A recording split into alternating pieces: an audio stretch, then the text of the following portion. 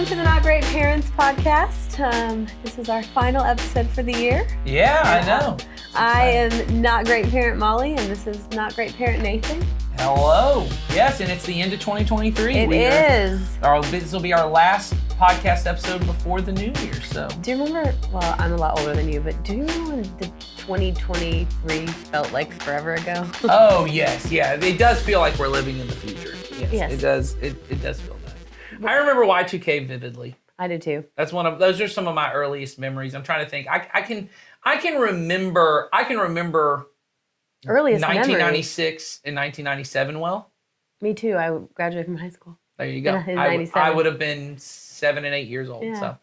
So there you go. But I remember Y2K was one of the first, I was aware there were news phenomena, events. Yes. I knew there were news. I remember being like, oh, this is a thing. Mm-hmm. I need to pay attention people were to this. thinking about what could happen. Actually, that's not There's true. anticipation. The first thing I was very aware at whatever age I would have been, probably 7 or 8, of the Bill Clinton scandal. That would have been before the Y2K scandal. I was watching Saturday Night Live, Chris Farley being Newt Gingrich. There you go. I was very Yeah. aware of all of those things. That should tell you a lot about my parents' parenting style, that I was just very in. Obviously, probably didn't understand all the nuances of what was going on. Or you learned through it. I definitely learned a lot through it.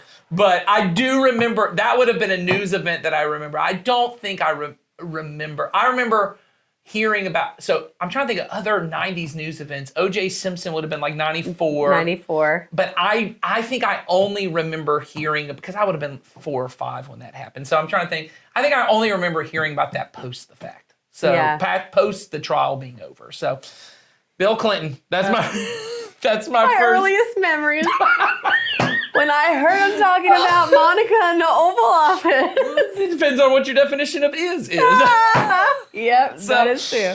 That's true. That's not a great memory, but Not a good memory. it's not a good memory. It's a great memory. It is probably a great memory, yeah. So All right. I don't think we should tell them why we're not great parents, because here's what I'm going to say. If you decided to listen to this episode Right. and stick through this far, you're already not a great parent. So you already know what it is that you probably could say what we say at the beginning of every that's episode. true. And this episode, really our goal, this is one of those, like your annual report. Yes, it's like the thing you see on Instagram where my top 10 photos for the year. That's right. Or You said mentioned Spotify Wrapped. Spotify Wrapped. What I've listened to the most. Which this year for me, my daughter, my 11-year-old, at this point, she's 12. So at this point, she is at 12 she'll be now. 12. And this year, we allowed her to have her own playlist on Spotify. Big deal. That she curated. And I was like, well, you put whatever you want on there, and then I'll look through it, make sure there's nothing I don't want on there. And she listens to it every day. She's now that teenager, even while other people are playing tablet time and stuff, she's like, can I just get the phone and listen to my music and draw? And she's like, I'm listening to my music and all that kind of stuff. So this year, my Spotify playlist was half of my Wrapped was half of my stuff, and then Tennessee Orange. Or, whatever. My top 5 songs were all her songs. They'd just been listened to, none on that playlist. Yeah, they were all on her playlist. She had those. And then there were things I listened to that made top artists and stuff. Yes. But yeah, that was our Spotify Wrap. That's my funny. parenting. I'm sharing a Spotify account now with a preteen. There you go. My 13, 14, 15-year-old self would be horrified with how much pop and country music is on my Spotify Wrap. Yeah. But there was some on mine okay. too, but what was funny was the number one for me, I think, was movie soundtracks or whatever. And so I thought, gosh, I'm old. That's and number then one on I mine saw too. Sawyer's, and it was number one on his Yes. too. And I was like, It's really- I find it to be just music I can listen to while I'm doing other things, Yep, and it that's doesn't how it send is my for me. brain down a road. And sometimes it's a little nostalgic, and I kind of like it, but it doesn't take me down some whole other place or whatever. There's not a lot of feelings involved in it. If you've ever run into me at Panera Bread on a Thursday, that's when I write my messages and write all the different kinds of stuff. You're listening I have a whole work playlist, which is just instrumental. Some of it's classical music, but Me too. most of it is movie scores, instrumental, orchestral kind of music. And so if you see me there, that's what's on my headphones. That's what I listen to if I need to focus a little bit. There you go. Who knew? We've been doing this a whole year. Now we know this. Now we know. So that's our Spotify Wrap, ladies and gentlemen. Wrap. That's it for this episode. Be a not great parent. That's right. Just kidding.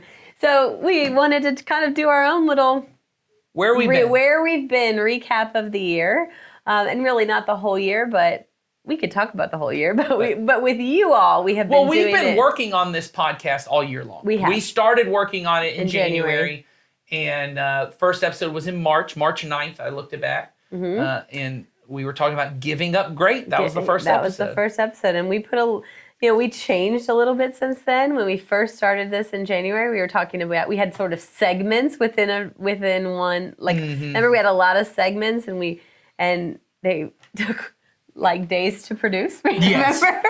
And we said, well, we can probably still cover all the topics we want to without some of the, detail, and really just probably be more personal and everything with us. So yeah, I think our format has certainly grown and changed, and I think gotten better. But I think I remember when we started this, you and I, we would have conversations in my office of what do we want this to be, what do we want it to look like. And I remember we came up finally with the title Not Great Parenting Podcast. Oh, right. And I remember we were in a meeting because we had a whole other team. We still have a whole other team that helps us develop this, with my wife Jennifer's on that, Sawyer's on that, Charlie's on that. We were in this meeting, we were talking about it, and we had our speaking of movies, our social network dropped the in Facebook moment. Yes. When I said we need to drop ing, it needs to just be Not Great Parents and we were Podcast. Like, oh yeah. And then I said, what's cooler than $1 million? $1 billion. We've got to be really careful, because if youth minister Sawyer hears us talking about the social network, he might kick down that door and just start quoting lines from the movie. He's going to be so angry to know he was not in on this episode. Yes, he is. Sawyer and Charlie and Charlie's wife, they're roommates, and I heard that Sawyer went on. Someone just brought up the movie The Social Network, and he started quoting the movie for about 7 minutes. Oh. Just quoting entire scenes of dialogue. You're not going to be invited anytime we bring that up. So, anyway, I remember us talking about it, and our goal early on was, you and I both thought, and I feel like this is still where we feel, what we wanted to do was do a podcast for parents that wasn't only about, because this is how most parenting podcasts is, how do I deal with potty training issues, and how do I deal with my teenager now won't talk to me? Not that those issues don't matter, and we got questions about that kind of stuff. And we covered some of them. And we tried to cover it. What we wanted to do was really start to shift, honestly, for both of us who are in the midst of parenting, but also for people in our church, parents in our church, the mindset away from, my goal is not to raise great kids who are really successful and get these great jobs, and I can look at one day and go, man, I'm just so proud. And I did a good job as a parent. And I did a great job as a parent, right? And we said, our goal really is we want to raise children to love Jesus, to love people, to pursue life in his kingdom. And we can't make that happen. There's no way to make that happen. There have been better parents than us who have tried, and their kids just chose, for whatever reason, not to. So there's no guarantee. And what we want to say was, well, then our goal should be, we just want to be not great. We just want to not pursue the greatness. We want to live in such a way that our focus is the goodness of God, and try our best to tell our kids, hey, come join us. Come join us. And we know, what we do know is that we are the biggest influence in our children's lives. And so, at the very beginning, we know that. And so if we believe that, which we do, we have to be living the way that we want our children to ultimately live. And so it's probably felt a lot to us, even this episode to you. I should say it feels a lot to you. It feels this way to us too, that often we're repetitive. But that was perfect. It feels a lot to us. It feels a lot to you. It feels a lot to us that we're repetitive. We are repetitive. Just like that sentence was needlessly repetitive. We often feel like we're being repetitive and always talking about great and good, and it feels like it's this huge thing for us. It was a big deal because, I did youth ministry for 10, 12 years. Molly's done youth ministry, children's ministry for a long time. And often the conversations I would have with parents, I would realize when they would come with an issue, it wasn't that I didn't care about the issue. I knew that what the issue was mattered. but their focus in the issue, I think, was often just off center. Right. It was always towards greatness. Can you talk to my kids about their grades? What was that that statement we said everybody wants to raise? Yes, what was it? Nice, happy, successful virgins. Right. Nice, happy, successful virgins. And all the questions were really centered on that. Can you get my kid to stop doing this? Or can you get my kids being disrespectful about this and it looks bad? Yes. Or, it was always, it's not everything, but it was more a lot often than not, the focus would become about what can I do to keep me on the great track? And then when I became a parent, I realized, man, that's a lot of my focus. Why do my kids act the way they do at the dinner table? Why do my kids, I just went out with some friends and they acted this way and it was so embarrassing, or they did this. And I found myself getting caught up in the greatness of it all, and I started worrying about, well, what are they going to do for a career? And what are they going to do? And I felt it was so important for me. And I thought, well, I can't be the best parent out there. There's got to be other people who are also dealing with the same thing, right? And also feeling torn by this.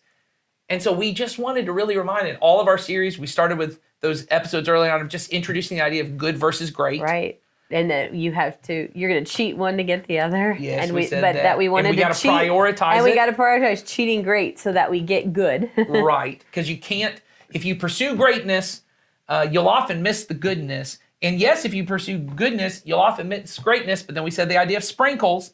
What God said is, if you pursue my kingdom and my righteousness, all these things you worry about, he said they'll be added. I don't think he literally means anything you want gets added on. I know. I think he's saying they're like sprinkles. They're additive. They're extra. If you get some of them, that's great. And then the ones that you don't get, you didn't even need them. Because I gave you everything you needed. And too many sprinkles is disgusting anyway. Yes, exactly. In my opinion. And so then we went on to Confessions of a Not Great Parent. Yes, we had Confessions of a Not Great Parent. But before that, we even opened up series where we would just have these mini episodes where people could just send in questions. Yeah. And that's always available to you all. Yeah, we'd love more questions. Yes, we would. And so I think people didn't like our answers because we stopped getting questions. Or they're like, these two don't know what they're talking about. Yes. No, we did get a handful of questions, and we addressed every single one that we got in some, some designated time. And that was kind of fun to do, hear what's going on with you guys. And then we did move on to Confessions of a Not Great Parent. Yeah. That was the series where we had people tell us their confessions, and mostly we just did our own confessions. And of by things. people, I mean Nathan and I. No, we had some sin in. I know. We had some sin in. But even the ones that were sent in, we'd be like, we could have said that because we 100%. could have related to any of them. But we were saying, we took the confessions and we'd say, is this an okay thing? Did we affirm that it was in fact an okay thing to be doing? Right. Or did we think that there was some correction that needed to be made? That's right. And then eventually we went to just our most recent ones, Parenting Makes Me Crazy and A Not Great Christmas, to really focus on the things that kind of affect us about this pursuit. And I think for those of you listening, you're going, oh man, they're just still talking about the same stuff. We needed to really hit it home because I really wanted to get people clear that when they hear almost, and I find this in myself, when I say, oh, that was great, I go, I don't know how to say great. I know. I'm like, I still say great all the time, but I stop and pause sometimes where I think, oh, not great. Maybe I need to be good. Maybe I need to be good. Not great. And so it helps us to really get clear in our head. Jesus' version of greatness is different than our version. But for those of you who want to know, that's not where we're going to be spending 2024. We're going to keep that as backdrop. And for people who are new and kind of join on, they can always go back and listen to all of that. It will always be the foundation of what we're doing. But we are going somewhere different in 2024. But we want to shift a little bit in 2024. So.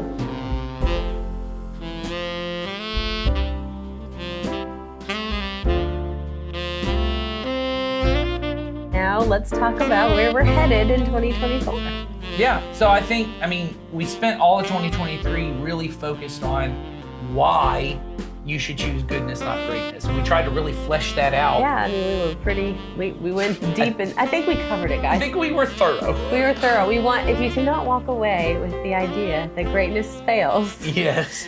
Then you can go back and listen to those episodes again. There's 40 something of them. Or you completely disagree with us, and I don't know why you're still listening. Yes. Maybe you just like the way we talk. Enough of You just like our voices. I like the sound of that voice. So maybe, but if that's not the reason why, We've lost Molly, by the way. Yeah, I'm it's done. towards the end of the day. Yes. But 2024, we don't Yes. want to sit and still try to convince you guys that not to seek greatness. Yeah. We want to talk about what it looks like to live a life that we lead our family toward goodness and what that looks like practically. Like, Yes. what is it that we need to be doing in our lives to That's help right. us focus and center our family on Jesus? And so in a very practical sense, we're going to spend, I think, a lot of time, probably as much time as we spent this last year talking about the why on the how. Right. We want to spend a lot of time talking about how do we develop as parents, as families, habits, practices, rhythms of life that really help us move towards goodness, not greatness. Because so much of what our lives is formed by our habits, rhythms, and practices. Not just, oh, well, I know that I shouldn't be going towards greatness. If you're not careful, and I remember saying this on an episode, I didn't actually remember I even said this until I heard one of our reels that producer Charlie prepares for us, and I heard myself say something. I go, is that what I said? I didn't remember Oh, that. I thought you were about to be like, and that was great. Well, I did think. I mean, good. Yeah, I did think I was going. That's pretty good. I'm glad I said that. Where did I get that from? But no, I listened to it, and one of the things I said that was, I thought, no, this is a good thought that we probably should revisit, which is what most of us want to do is I want to live the same rhythm and schedule of every non-believing person I know, Yeah. and just believe in Jesus, and that'll somehow transform Right. me. You know, in the last episode, we talked about that Yeah. idea of being formed in the image of Jesus by taking off the pattern of this world, putting on the image of Jesus. Well, that means people should be able to look at my budget, look at my schedule, look at the practices and habits I have, and All areas of your life.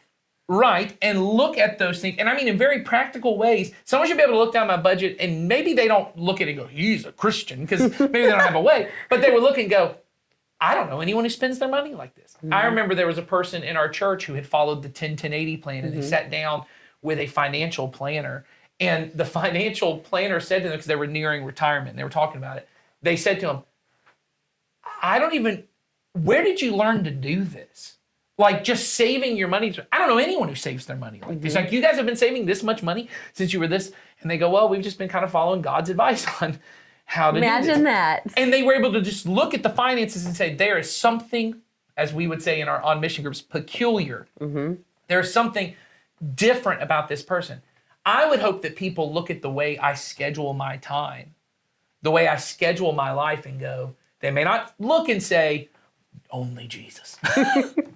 He schedules Jesus. Yes, but they would look at my life and go, it would make them lean in and go, so why don't you do that? Everyone else seems to spend their time doing this, Right. right? We want to... Or see how you interact with other people and go, why do they interact that way? That's right. Or look at little habits that I have. I remember for a long time, I haven't done this the last year or so. Maybe I need to get back to it. But for about 3 years, I used to 3-4 times a week, usually every morning, I would try, every weekday morning when I do my prayer time, I'd sit down and I would write a letter to someone in my life, just telling them how thankful I was for them or something. And often it was people that I had something difficult with, something that maybe I was carrying something and I needed to remind myself I'm thankful for them. Well, I got that practice from Mr. Rogers. I read a biography of Mr. Rogers that he even, and this would have been in the 90s for him, even when it was unfashionable at the time to write letters, he made a practice to regularly do correspondence with people to tell them how much they mattered. He would he'd have this long list of people, he'd pray for them by name every night to God. And I thought, you wouldn't see those no one saw those practices, but it was impossible to look at Fred Rogers and go, you know what, he's just like everyone else. Yeah, right. You'd look and you go, he's a little different. He's different. And there's but it was a something about beautiful him. way. Yes. Yes. It was this beautiful way. I remember telling our On Mission group at one point, maybe since this is in a visual medium, I can play this clip. There's a clip of Mr. Rogers on candid camera. I think I've seen this. Yeah. Yes, and they were trying to play a prank on him they weren't going to put a TV in his room, and they were trying to basically get him worked up. And it was Mr. Rogers. And so as they come in, you know, and hopefully at this point we're fading to that clip. But as he says, because I'll probably not tell it exactly right, but when he comes into the room, right, they're like, oh, well, we don't have this thing, and I'm so sorry. I know it's been late. He's like, you know, pal, that's all right. Everything's fine. You know, everyone's working a tough job. You know, I'm on TV. I don't need to watch that much TV. And he then starts like asking him questions about himself, and he's so interested. And they literally just have to call the prank off because they cannot get him riled up. There's no way to fluster him about it. He was unoffendable. And when you look at him, that's this beautiful kind of peculiarity. You look at him, you go, man, I hope I'm like that when I'm old. Right. You know, I hope I'm or not. Or next week.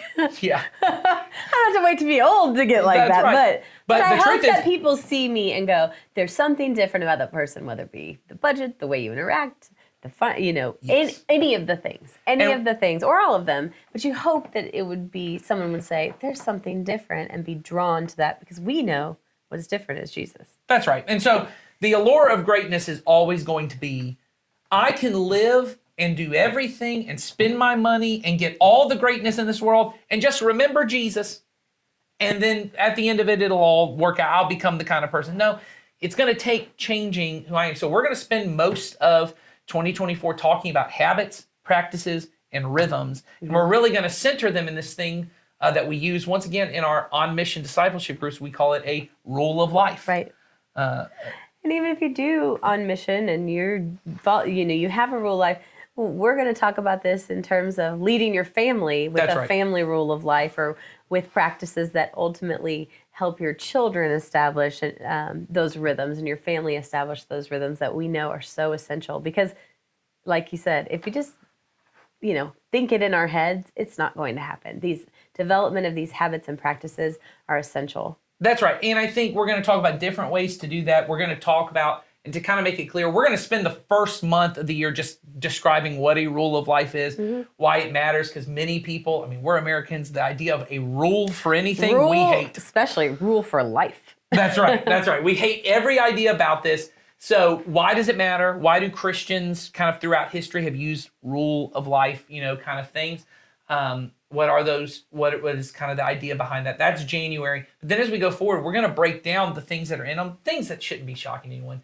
Reading the Bible, prayer, why is church attendance so important? Like, why is being a part of the community so important, right? Why is evangelism, right? Serving the poor, these kind of things. Why do those matter? And what does it practically look like? How does it form us into these people? And how do we actually do this with our families in a way that they become habits and rhythms that people would look at from the outside and go, I've never seen anyone do that. Yeah, and I'm excited about it. Personally, I'm excited about it because some of these things, like praying with my children, I do some of that. Right. But I am excited for us to talk about those things because there's more that I can apply in my own life. And, we're certainly not experts on any of this. No, and I think we're going to be experimenting. And so we've been saying the whole time, it'd be great if you guys would, as you've been sending in questions, maybe now you don't even need to send questions. No. Maybe you want to send in what you do. Yeah, just tell us who you are and what you do. Yeah, tell us what you're doing when it comes to reading the Bible with your kids or praying with your kids. And we can bring those ideas in and kind of work them into what we're doing, because we really want this to be more communal. But I think for people that might excite some people, when we talk about the Bible, we're going to talk through sections of Scripture. Yes. And like if you listen to our last podcast on Christmas Eve where we kind of talked through the Christmas story, we're going to do more of that throughout the year of, hey, here's a Bible story, or here's a chapter of Scripture, or a set of verses from Scripture. Yeah. Here's how to talk about this with your kids. Here's a way to bring this into your regular life. These are practical stories to read with your kids. That's right. The Bible's pretty overwhelming. That's right. So we're going to try to break it up and say, okay, these are some things that, these are some stories that you actually probably should spend a little time in, and then, how does that apply to your family? And then when it comes to prayer, we're going to actually talk through, here's what it looks like. We may even do some examples of prayer, like here's how I would actually sit down. We might even bring some of our kids on the podcast and talk with them about stuff to let you kind of get an example of what it looks like. Not that we are the examples, but You can someone use has us as what not to do. Yes. I hope not, but someone has to be the one to sit up front and say, we'll do look, it. throw tomatoes at me. Yes. So and feel free to send us the suggestions of what we should be doing. or send us tomatoes. Tomatoes. I love tomatoes. Oh, you do? You do not like I tomatoes. like them. I Oh, don't okay. love them. I mean, I you were would- very, very like emphatically, I love When them. I was a preteen, I would chop up 2 tomatoes like a day and just salt all over the tomatoes and just eat. I love them. tomatoes. Do you grow them in the summer? I often do. Yeah, Really? we didn't have a garden this year, but we will this upcoming year in 2024. Nathan's That's another gardening tips. 2024. Things get a little That'll be rough in our rule of life thing. We'll start doing gardening tips. Yeah, but there's a lot of gardening examples in Rule of Life, which There you'll hear are. about in January. There are. So, but we're excited about it. I do think Yes. it's going to be. I do think it's going to be a fun shift for us, but think also so. really practical. I mean, and we're kind of tired of just saying the same thing. yeah, and we really we want want- this to be this communal experience where you are telling us stuff. We'd love to hear if you just listen to it and if you listen to the podcast, so we know, hey, there's people out there and there's people that are paying attention and tell us, hey, this is We have a listener. yes to be. Well, I hear from people occasionally, we and do it's hear always from people. exciting because we have a lot of things on our plate. Yeah. At the church, and knowing, is this worth the time? Is this Yeah. is this helping helpful people? to people? Yes.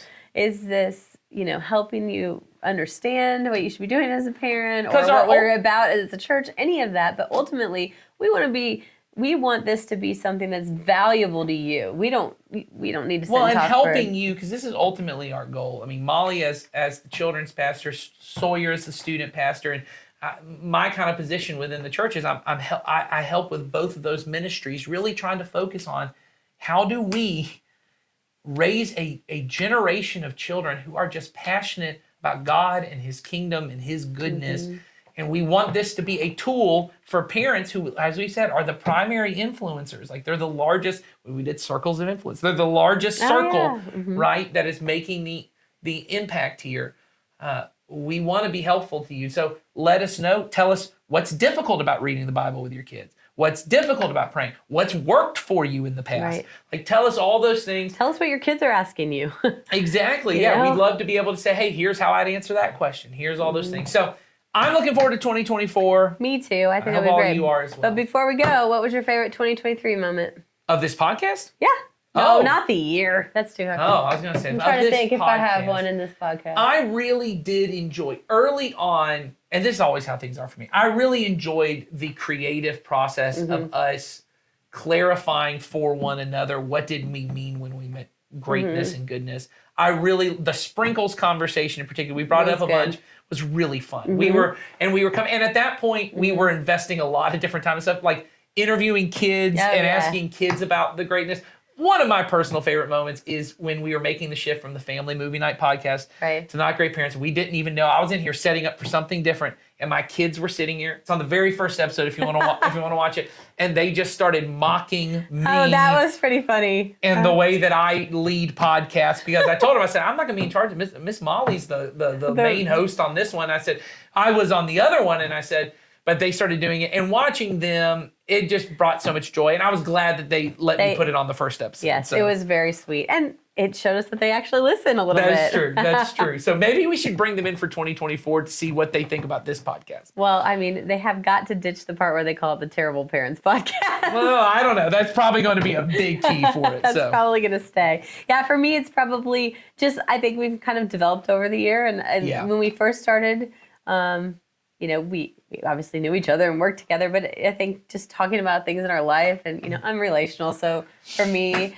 just the getting learning stories. about Nathan and his life, that's always fun for me. So That's true. That's true. So- No, I've enjoyed that as well. And I'm looking forward to next year and kind of hopefully hearing from some of you guys. The questions were also very fun. Knowing that I loved the questions also. people wanted to and it wasn't even about knowing advice, it was about people were genuinely interested in trying to figure out, how do I raise my kids to love Jesus in this particular situation. Right. That was always really comforting to me to know.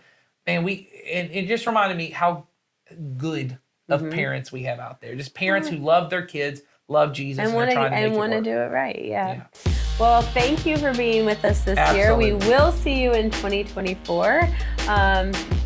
Next week probably, based Yeah, on this right. Well, episode this when you're one watching this. But Yes, we are thankful for all of you, and maybe we'll get our merch store going next year. Hey, merch! All right. Well, have a good day, and we will see you next time. Take care.